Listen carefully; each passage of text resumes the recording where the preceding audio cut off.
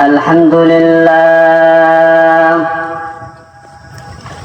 لله الذي أبدع الأفلاك والأرضين،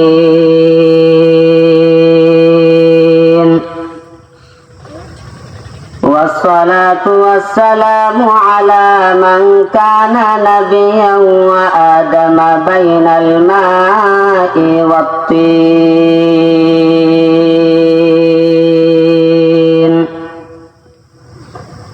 الحمد لله الذي جعل الشمس والقمر بحسبان،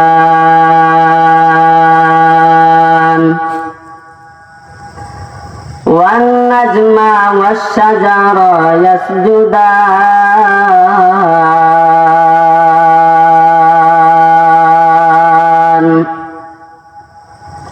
وفضل زمانا على زمان،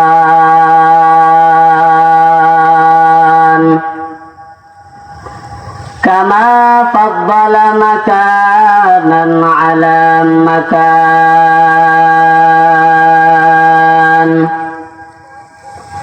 وإنسانا على إنسان.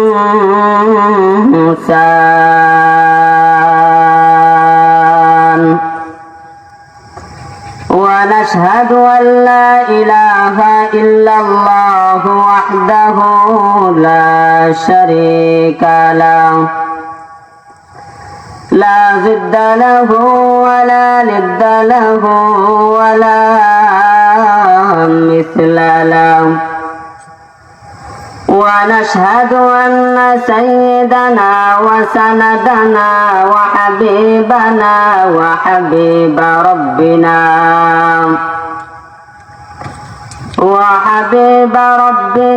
وطبيبنا وطبيب قلوبنا ومولانا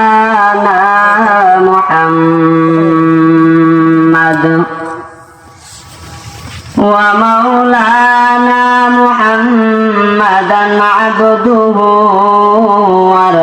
ورسوله، أرسله الله تعالى بالحق بشيرا ونذيرا، وداعيا إلى الله بإذنه وسراجا منيرا.